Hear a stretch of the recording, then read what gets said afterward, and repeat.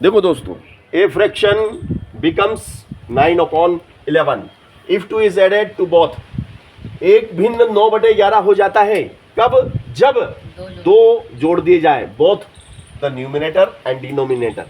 अंश और हर, न्यूमिनेटर का मतलब होता है अंश, ऊपर वाला जो डिजिट होता है। जैसे मान लो मैंने कोई फ्रैक्शन माना, मैंने क्या मान लिया? फ्रैक्शन। क्या मान लिया मैंने? फ्रैक्शन को x/y। x/y is a fraction. x is a numerator. x is a numerator and y is denominator. ऊपर वाला जो डिजिट होता है उसको न्यूमिनेटर कहते हैं, नीचे वाले को डिनोमिनेटर कहते हैं। ऊपर वाले को हिंदी में अंश कहते हैं, नीचे वाले को हर कहते हैं। और अंश बटे हर हो जाता है फ्रैक्शन, यानी भिन्न। हिंदी में इसको भिन्न कहा जाता है ना, हिंदी नेम इसका भिन्न है। अब वो कहता है कि दोनों में 2 जोड़ दो, अंश में भी 2 जोड़ दो। और सॉरी, अगले क्वेश्चन में, अकॉर्डिंग टू क्वेश्चन, अकॉर्डिंग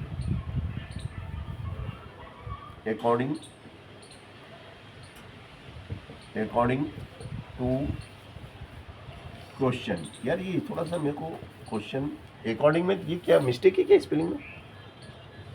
सही है सर। सही है, अकॉर्डिंग टू क्वेश्चन। ऐसा लग रहा है इसमें देखो सर डबल हो नहीं आएगा। हाँ, वो मतलब थोड़ा, हाँ मेरे को इसलिए थोड़ा मैंने जैसे पूछा है, मैं कंफ्यूज हो रहा हूँ ना यार मैं इसलिए। अकॉर्डिंग टू क्वेश्चन, तो देखो वो क्या कहता है बेटा? वो कहता है कि x एंड y दोनों में 2 जोड़ दिया जाए अगर ऊपर वाले डिजिट न्यूमिनेटर एंड डिनोमिनेटर,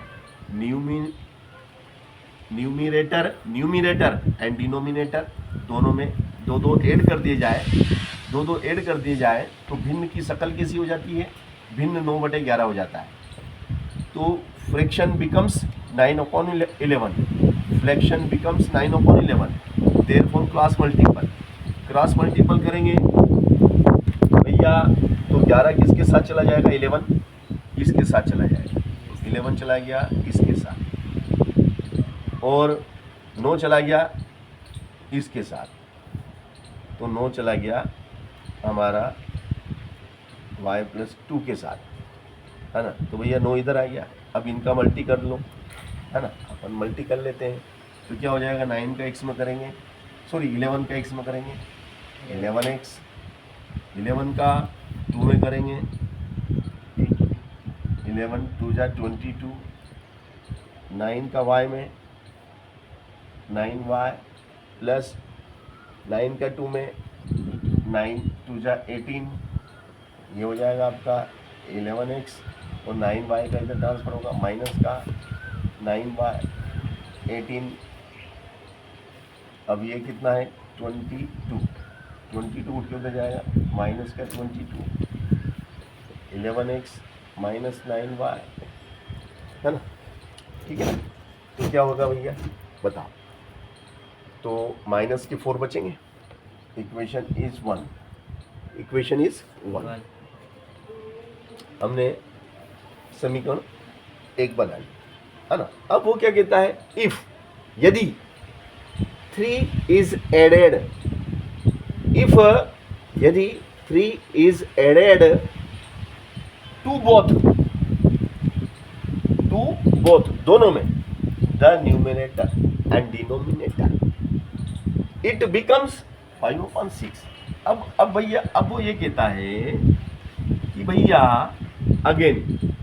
पुनः अकॉर्डिंग टू क्वेश्चन कि 3, यदि 3 को जोड़ दिया जाए, 3 न्यूमिनेटर में भी जोड़ दो और डिनोमिनेटर में भी जोड़ दो। न्यूमिनेटर में भी जोड़ दो, डिनोमिनेटर में भी जोड़ दो, तो अब ये हो जाता है 5/6। फिर भैया इनका क्रॉस मल्टी कर दो, तो हम क्रॉस मल्टी कर देते हैं भाई साहब ये।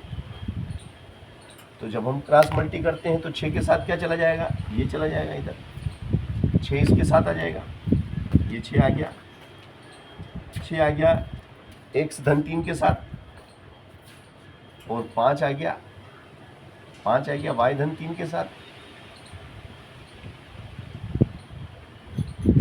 ये आ गया। अब क्या करेंगे, अब क्रॉस मल्टी कर देंगे, 6 का x में गुणा करो, ये हो जाएगा आपका 6x, 6 का मल्टी करो 3 में, 10 6 3 जा 18 is equal to 5y plus 5 3 जा 15 एम्प्लाइज डेट 6x, है ना। इस प्लस के उठ के इधर आएंगे, माइनस के 5y 15 18 उधर ट्रांसफर होगा, 18 का ट्रांसफर होगा, प्लस का माइनस हो जाएगा, तो ये हो जाएगा 6x minus 5y minus 3, equation is 2, equation is 2। तो इक्वेशन 1 एंड इक्वेशन 2, समीकरण 1 और समीकरण 2 हमने आपके सामने बनाई, निगमित की। अब इन समीकरणों को हमें हल करके find value of x and value of y। समीकरण 1 और 2 को हमें हल करके x और y के मान निकालना है, और फिर x और y के मान हम निकालने के बाद में यहाँ रख देंगे, तो फ्रैक्शन आ जाएगी। तो x समीकरण 1 और 2, समीकरण 1 और 2 को हम विलोपन विधि से हल कर लेते हैं, क्योंकि सबसे सरल विधि होती है विलोपन विधि। तो यहाँ लिखेंगे समीकरण 1 व समीकरण 2 को विलोपन विधि से हल करने का, है ना। अब समीकरण 1 क्या कहती है,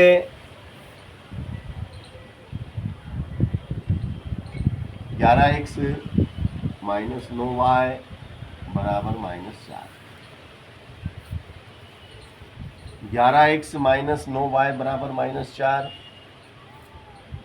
6x माइनस 5y बराबर -3, समीकरण 2।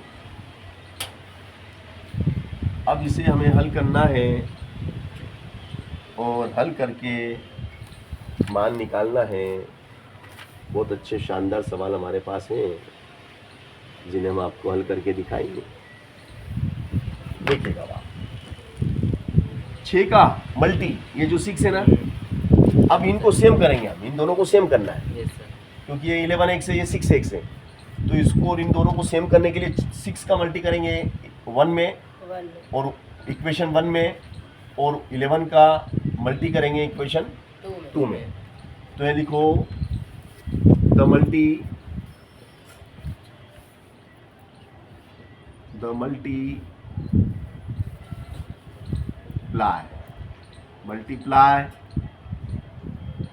Multiply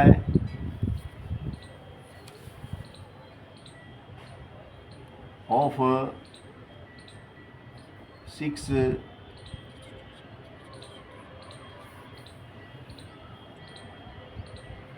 the multiply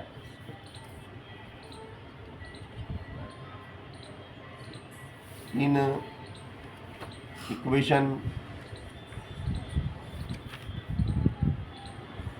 1 by 6, the multiply in equation 1 by 6, 6 के द्वारा 1 में गुणा करने पर, तो 6 का 1 में गुणा करेंगे, तो देखो ये 6 और equation 11x minus 9y minus 4, तो 11 6 जा 66x, 11 9 जा 9 6 जा 54, और 6 4 जा 24। ये समीकरण 3 बन गई। ये आपकी समीकरण बन गई। भैया है ना 3। अब 11 का है ना, तो मल्टीप्लाई इन इक्वेशन 2 बाय 11। तो 11 के द्वारा हमें समीकरण 2 में गुणा करना है। तो 11 का करना है, 11 का समीकरण 2 में गुणा करेंगे तो 11 को बाहर लिख देंगे, ब्रैकेट में लिख देंगे इक्वेशन 2 और ये इक्वेशन 2 मैंने रखा। तो 11 6 दा 66x, 11 5 जा 55y, 11 3 जा 33, इक्वेशन इज 4 है ना, इक्वेशन 4 ये मेरे भी आई। ये है ना, वेरी नाइस। ये बात हुई ना शेरों वाली बात। तो इस तरीके से जब हम बार बार किसी चीज को करते हैं तो हम सीख जाते हैं। समीकरण 3 और 4 को विलोपन विधि से हल करेंगे तो समीकरण 3 व समीकरण 4 से। तो देखो समीकरण 3 क्या है भैया, 66x minus 54y is equal to minus 24 and 66x minus 55y is equal to minus 33 minus 33। अब यहाँ लिख देंगे आप, देखो अब यहाँ पे ये भी प्लस का और ये भी प्लस का। अब ये दोनों प्लस के तो कटेंगे क्या, दोनों प्लस के कभी नहीं कटते हैं, दोनों माइनस के भी कभी नहीं कटेंगे। तो चिन्ह बदलना पड़ेगा, नीचे वाली समीकरण के क्या करने पड़ेंगे, चिन्ह बदलना। और चिन्ह बदलने के लिए क्या लिखना पड़ता है, यहाँ पे यहाँ लिखेंगे घटाने पर, घटाने पर। और आप इंग्लिश में क्या लिख दोगे, घटाने को इंग्लिश में क्या कहते हैं, क्या कहते हैं, सब्ट्रैक्शन। हाँ ये थोड़ा सा मेरे को कठिन लगता है यार बोलने में, क्या फिर जोर से बोले यार, सब्ट्रैक्शन। सब्सट्रैक्शन, सब्सट्रैक्शन थोड़ा कठिन नाम है, अंग्रेजी अपनी क्या जीवन पे नहीं है ना यार। सब्सट्रैक्शन कर देंगे घटाने पर, तो नीचे वाली समीकरण के चिन्ह तो घटा ही नहीं आया। देखो देखो दोस्त, ये प्लस का है ना, हाँ। अब ये प्लस का नहीं है, माइनस ये 66x जो प्लस का था अब ये प्लस का नहीं रहा, अब ये क्या हो गया, माइनस है। माइनस के 55y अभी माइनस के नहीं रहे, अब ये प्लस के हो गए। और माइनस 33 अब ये माइनस नहीं है भाई साहब, ये प्लस है, क्योंकि आपने सब्सट्रैक्शन कर दिया है, समझ गया ना। अब देखो भाई साहब, ये माइनस ये प्लस खत्म, और ये देखो प्लस के कितने हैं, प्लस के 55y minus 54y is plus 1y, plus का 1 बचेगा मगर लिखते नहीं है, एक रहता है। प्लस के 33 माइनस के 24 बचेंगे 9, प्लस के 9 क्या बचेंगे, प्लस के 9। तो y का मान निकल गया, तो y इज इक्वल टू 9, हाँ y is equal to 9, therefore y is equal to 9, put in equation 1। अब समीकरण 1 में हम ये रख देते हैं, समीकरण 1 हमारी क्या थी वो हमें आपको बताना पड़ेगा। बोलो तो समीकरण 1 क्या थी अपनी, 11x थे क्या समीकरण 1, 11x minus 9y is equal to -4। -4, very nice.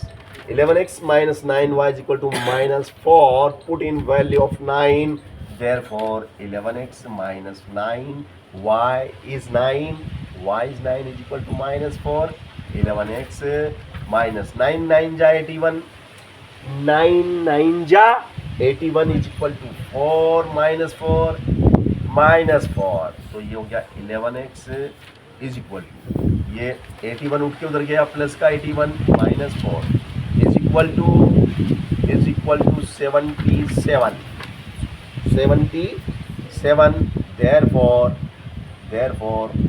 x is equal to 77 upon 11, 11 7 जा 11 7 जा 11 7 जा 11 7 जा 77, x is equal to 7 and y is equal to 9, y is equal to 9, therefore fraction is equal to x upon y, is equal to 7/9। This is answer. क्योंकि अपन ने x और y माना था, भिन्न को अपन ने x और y माना था, तो 7/9 आंसर है। बहुत शानदार सवाल था।